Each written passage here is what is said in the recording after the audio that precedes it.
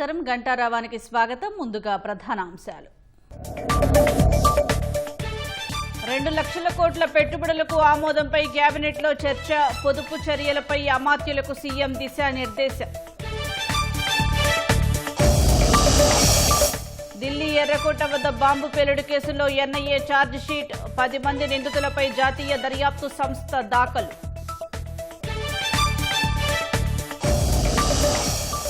Bricks దేశాలు కలిసికట్టుగా ఉండాలన్న భారత్, సవాళ్లను ఐక్యంగా ఎదుర్కోవాలని పిలుపు.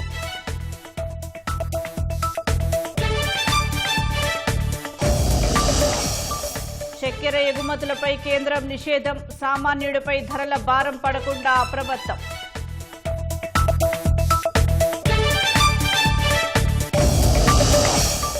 తైవాన్ అంశంలో అమెరికా అతి జోక్యంతో అనర్థాలు. సంఘర్షణ తప్పదని ట్రంప్నకు జిన్పింగ్ హెచ్చరిక.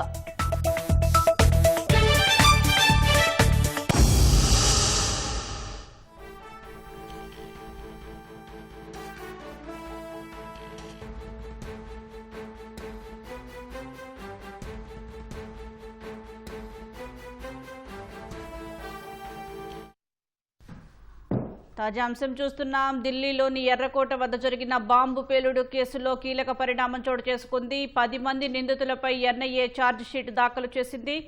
మరిన్ని వివరాలు మా ప్రతినిధి అరుణ్ అడిగి తెలుసుకుందాం. అరుణ్, ఛార్జిషీట్లో ఎన్ఐఏ ఏ అంశాలను జోడించింది? ఎర్రకోట వద్ద గత ఏడాది సంభవించినటువంటి పేలుడుకు సంబంధించిన విషయంలో దర్యాప్తు చేపట్టినటువంటి ఎన్ఐఏ ఈ రోజు అందుకు సంబంధించి కీలకమైనటువంటి ఛార్జ్ షీట్ ను దాఖలు చేసింది.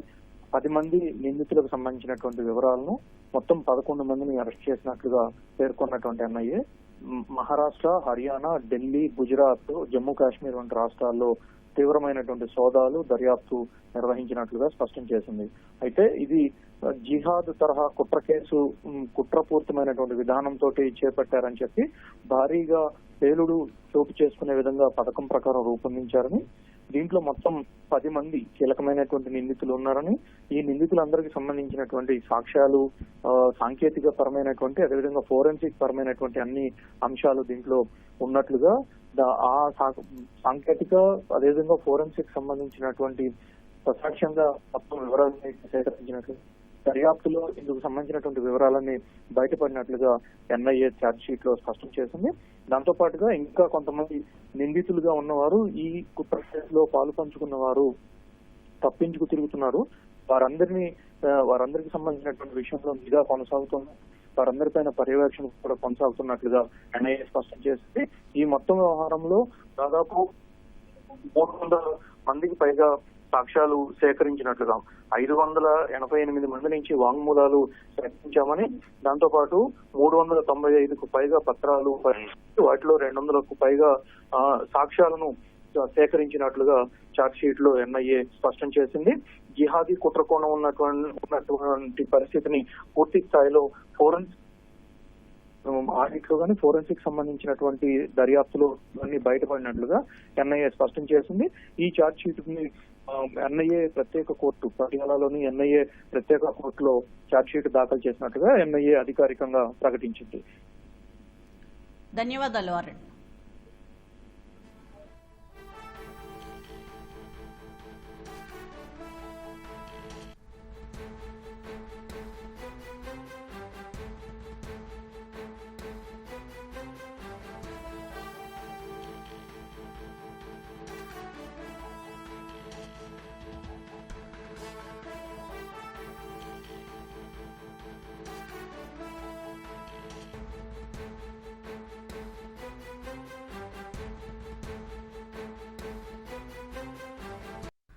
ముఖ్యమంత్రి చంద్రబాబు అధ్యక్షతన రాష్ట్ర మంత్రివర్గ సమావేశం కొనసాగుతోంది. 40కి పైగా అజెండా అంశాలపై భేటీలో చర్చ జరగనుంది.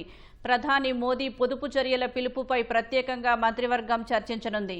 ఇప్పటికే తమ కాన్వాయ్ వాహనాలు తగ్గించాలని భద్రతా సిబ్బందికి ఇప్పటికే చంద్రబాబు, పవన్ కళ్యాణ్, లోకేష్ సహా మంత్రులు ఆదేశాలిచ్చారు. రాష్ట్రంలో ప్రభుత్వ ఉద్యోగులకు వర్క్ ఫ్రం హోం కల్పించే అంశంపై మంత్రివర్గంలో కీలక చర్చ జరగనుంది. భారీ పెట్టుబడులు, పారిశ్రామికాభివృద్ధి, శుద్ధ ఇంధన ప్రాజెక్టులు, మౌలిక వస్తువుల విస్తరణపై మంత్రివర్గం కీలక నిర్ణయాలు తీసుకోనున్నట్లు సమాచారం. డేటా సెంటర్లు, ఆటోమొబైల్, సిమెంట్, ఫుడ్ ప్రాసెసింగ్ రంగాల్లో పెట్టుబడులు, ప్రాజెక్టులకు మంత్రివర్గం ఆమోదించనున్నట్లు తెలుస్తోంది. రాష్ట్రంలో దాదాపు 2 లక్షల కోట్ల పెట్టుబడులు పెట్టే 25 ప్రాజెక్టులకు ఈ మేర ఆమోదం తెలపనున్నారు.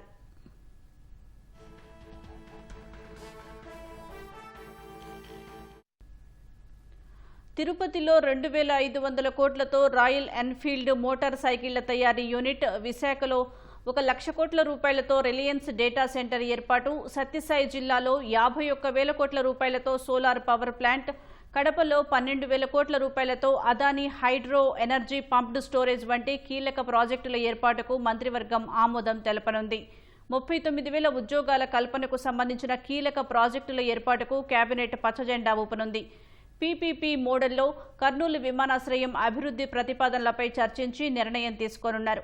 వివిధ సంస్థలకు భూముల కేటాయింపులపైన మంత్రివర్గం నిర్ణయం తీసుకోనుంది. ఎంఎస్ఎంఈలకు నిధుల సౌలభ్యం కల్పించేందుకు ప్రత్యేక ఎక్స్చేంజ్ ఏర్పాటు ప్రతిపాదనపై నిర్ణయం తీసుకోనున్నారు. విద్యుత్ సంస్థల్లో ఇంజనీరింగ్ పోస్టుల భర్తీ, అగ్రిగోల్డ్ కేసులపై ప్రత్యేక బృందం నియామకం వంటి అంశాలపై చర్చించి మంత్రివర్గం నిర్ణయాలు తీసుకోనుంది. ప్రధాని మోదీ పిలుపు మేరకు ముఖ్యమంత్రి చంద్రబాబు తన కాన్వాయ్లోని వాహనాలను కుదించారు. కేవలం 4 వాహనాలకే సీఎం చంద్రబాబు కాన్వాయ్ పరిమితమైంది. గతంలో ముఖ్యమంత్రి కాన్వాయ్లో 12 వాహనాలు ఉండేవి. పైలట్, ఎస్కార్ట్ వాహనాలు లేకుండానే ముఖ్యమంత్రి సచివాలయానికి వెళ్లారు. 2 వాహనాల ఎన్ఎస్జీ భద్రత, ఎస్కార్ట్ సాయంతో ఇంటి నుంచి సచివాలయానికి సీఎం వెళ్లారు.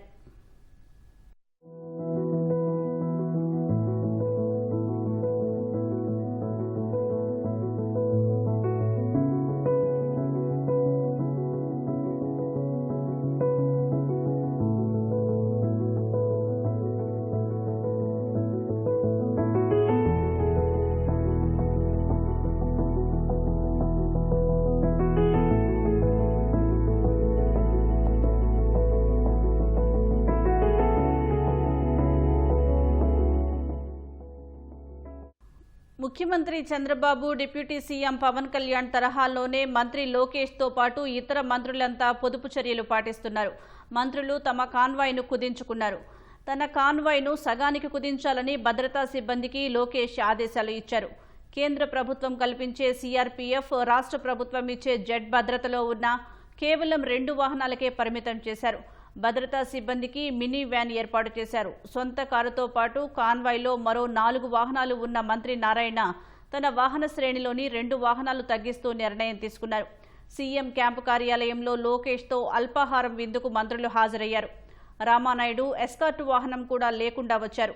మంత్రులు అనిత, పయ్యావుల కేశవ్, గుమ్మడి సంధ్యారాణి, సవిత, కొల్లు రవీంద్ర, పార్థసారథి, మండిపల్లి రాంప్రసాద్ రెడ్డి, డోలా శ్రీ బాల వీరాంజనేయ స్వామి ఎస్కార్ట్ లేకుండా ఒక్కో వాహనంలోనే వచ్చారు. శ్రీ సత్యసాయి జిల్లా అడ్వాన్స్డ్ టెక్నాలజికల్ హబ్గా మారనుందని ఎమ్మెల్యే సింధూర రెడ్డి అన్నారు. రేపు కేంద్ర రక్షణ మంత్రి రాజ్నాథ్ సింగ్, సీఎం చంద్రబాబు నాయుడు పుట్టపర్తిలో యుద్ధ విమాన తయారీ, పరీక్షా కేంద్రం ఏర్పాటుకు భూమి పూజ చేయనున్నట్లు తెలిపారు. ఇందుకోసం రక్షణ శాఖ 600 ఎకరాల భూమి కోరగా రాష్ట్ర ప్రభుత్వం సానుకూలంగా స్పందించినట్లు స్పష్టం చేశారు.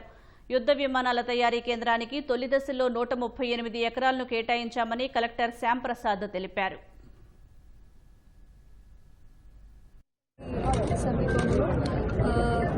శంకుస్థాపన రాజ్నాథ్ సింగ్ గారు, మన defence minister for India, and మన ప్రియతమ ముఖ్యమంత్రి గారు నారా చంద్రబాబు నాయుడు గారు ఆధ్వర్యంలో జరగబోతుంది. ఇది ఒక 5th generation indigenous fighter planes, advanced medium combat aircraft manufacturing facility. పెద్ద ఎత్తున దాదాపు 1,00,000 కోట్ల పైచిలకు పెట్టుబడులతో దాదాపు ఇప్పటికి వచ్చిన సమాచారం వచ్చేసి 600 ఎకరాల్లో మన పుట్టపర్తిలో రాబోతుంది. కానీ రాబోయే కాలంలో పుట్టపర్తి ఒక అడ్వాన్స్డ్ టెక్నాలజికల్ హబ్.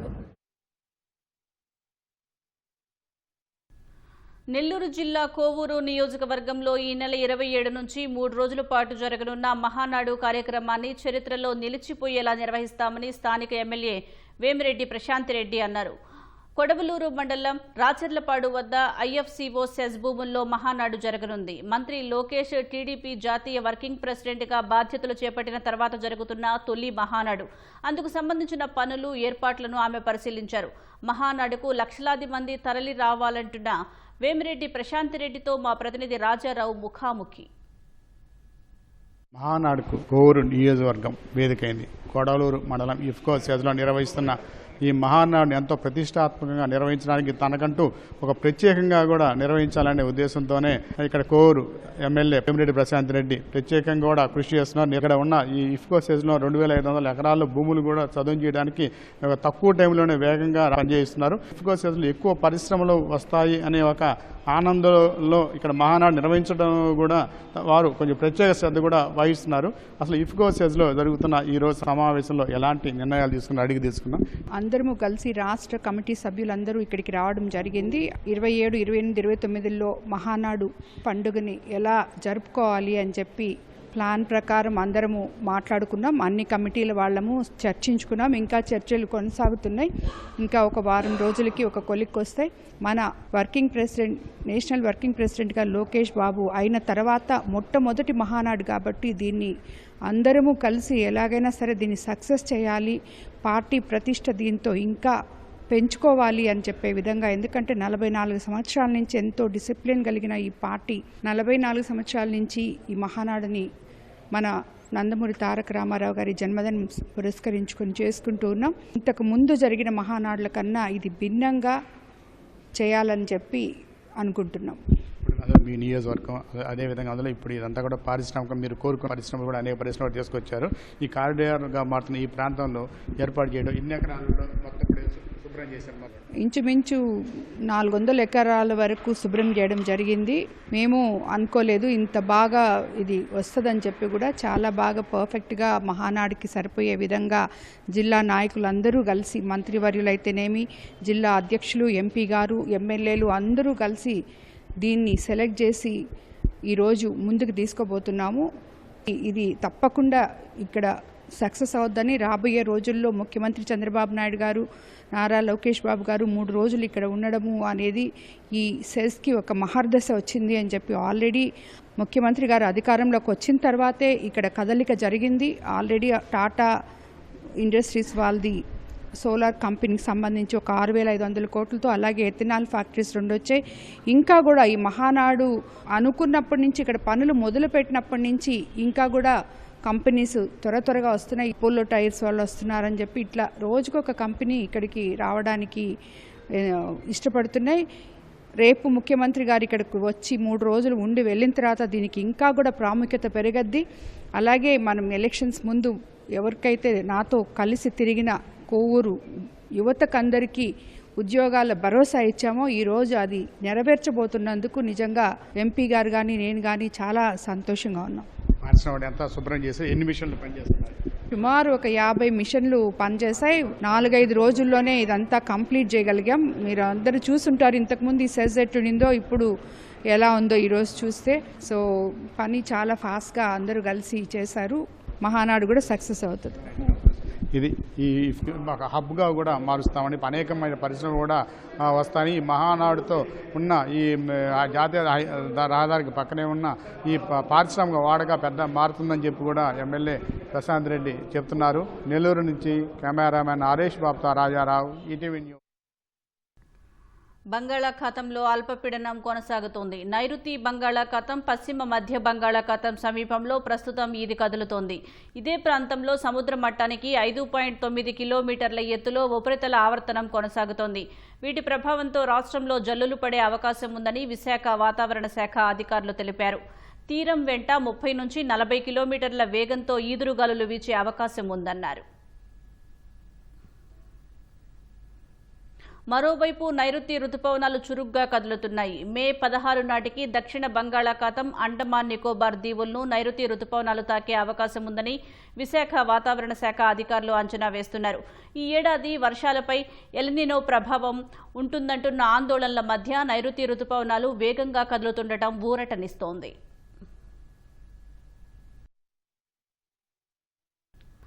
దేశంలో చక్కెర నిల్వలను పెంచడంతో పాటు సామాన్యుడిపై ధరల భారం పడకుండా కేంద్రం అప్రమత్తమైంది. చక్కెర ఎగుమతులపై నిషేధం తక్షణమే అమల్లోకి వచ్చేలా ఉత్తర్వులు జారీ చేసింది. ఈ ఏడాది సెప్టెంబర్ 30 వరకు ఈ ఆంక్షలు కొనసాగనున్నాయి. ముడి చక్కెర, తెల్ల చక్కెర, శుద్ధి చేసిన చక్కెర ఇలా అన్ని రకాల ఎగుమతులపై ఈ నిషేధం వర్తిస్తుంది. ఐరోపా సమాఖ్య, అమెరికాకు కోటా ఒప్పందాల ప్రకారం జరిగే ఎగుమతులకు ఈ ఆంక్షలు ఉండవు. ప్రభుత్వాల మధ్య జరిగే ఒప్పందాలు ఇప్పటికే ఎగుమతి ప్రక్రియలో ఉన్న కన్సైన్మెంట్లకు మినహాయింపు ఉంటుందని కేంద్ర వర్గాలు తెలిపాయి. అంతర్జాతీయ పరిస్థితులు, ఇరాన్ యుద్ధం కారణంగా తలెత్తే అనిశ్చితిని దృష్టిలో ఉంచుకొని దేశీయ అవసరాలకే మొదటి ప్రాధాన్యం ఇవ్వాలని కేంద్రం నిర్ణయించింది.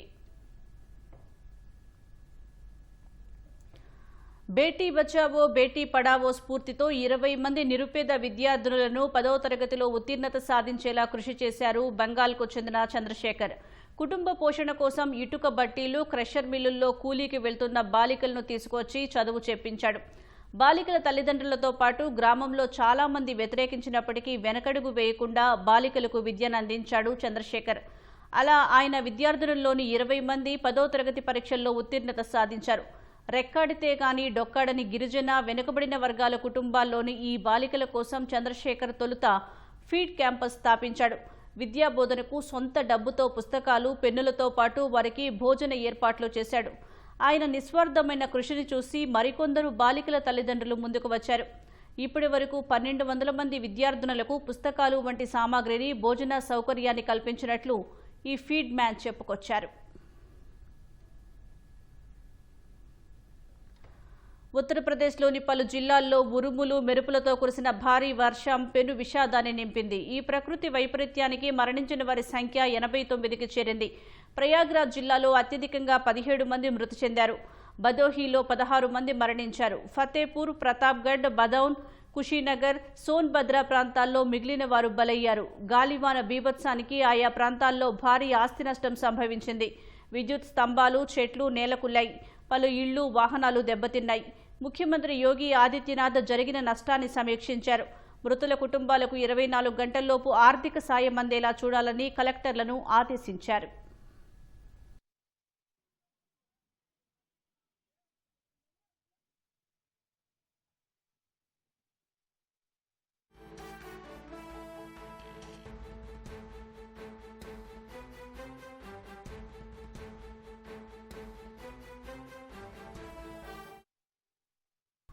ఉక్రెయిన్, ఇరాన్ యుద్ధాల వల్ల ప్రపంచవ్యాప్తంగా ఆహారం, ఇంధనం, ఎరువుల సరఫరాకు తీవ్ర ఆటంకాలు ఏర్పడ్డాయని, ఈ సవాళ్లను ఎదుర్కోవడానికి బ్రిక్స్ దేశాలు కలిసికట్టుగా పనిచేయాలని భారత్ పిలుపునిచ్చింది.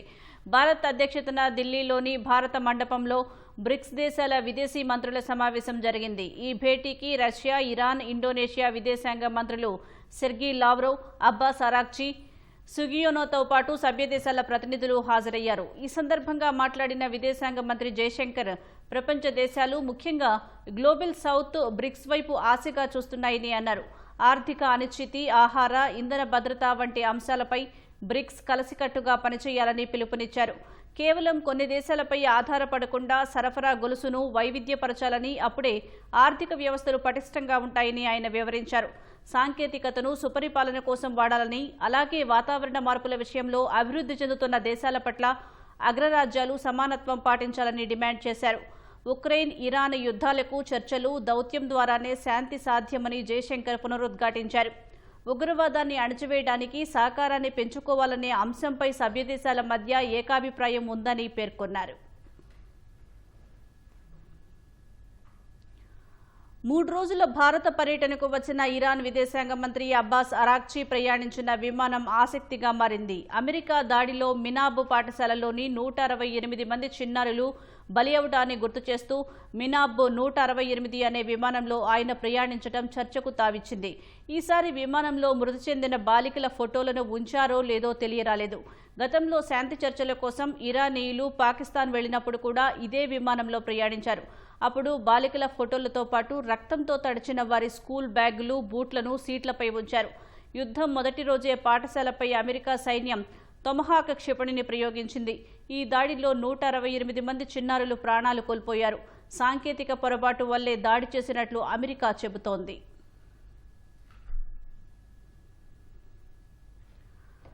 చైనా పర్యటనలో ఉన్న అమెరికా అధ్యక్షుడు ట్రంప్నకు చైనా అధినేత జిన్పింగ్ తీవ్ర హెచ్చరికలు చేశారు. తైవాన్ విషయంలో రెండు దేశాల మధ్య ఉన్న విభేదాలు యుద్ధానికి దారితీస్తాయని హెచ్చరించారు. తైవాన్కు అమెరికా ప్రకటించిన భారీ ఆయుధ ప్యాకేజీ నేపథ్యంలో జిన్పింగ్ చేసిన ఈ వ్యాఖ్యలు ఇప్పుడు సంచలనం సృష్టిస్తున్నాయి.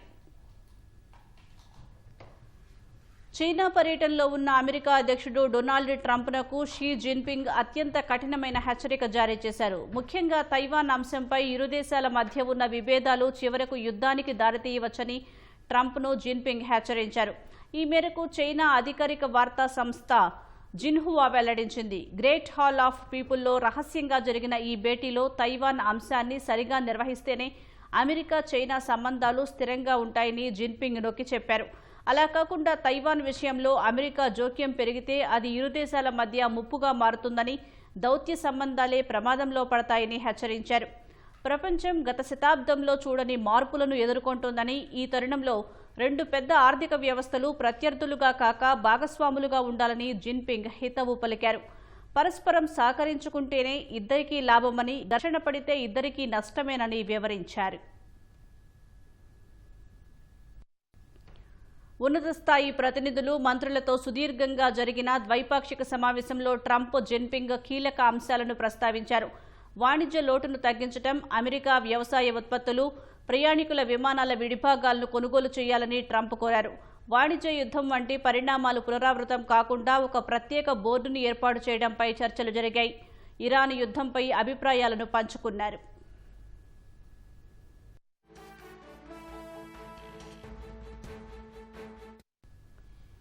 ఈ సమావేశంలో జిన్పింగ్ను ట్రంప్ ఒక గొప్ప నాయకుడిగా అభివర్ణించారు. కలిసి నడిస్తే ఇరు దేశాలకు అద్భుతమైన భవిష్యత్తు ఉంటుందని వ్యాఖ్యానించారు. తమ సంబంధాలు గతం కంటే మెరుగ్గా ఉండబోతున్నట్లు తెలిపారు. జిన్పింగ్ను పొగడటం కొన్నిసార్లు తమ ప్రజలకు నచ్చదని, కానీ అది నిజమని కొనియాడారు. ఆయనకు స్నేహితుడిగా ఉండటం తనకు గౌరవంగా ఉందని జిన్పింగ్తో చెప్పుకొచ్చారు. ద్వైపాక్షిక సమావేశానికి ముందు 9 ఏళ్ల తర్వాత చైనాకు వచ్చిన ట్రంప్నకు ఘన స్వాగతం లభించింది. Beijing great hall of people వద్ద జిన్పింగ్ ఆయనకు సాదర స్వాగతం పలికారు.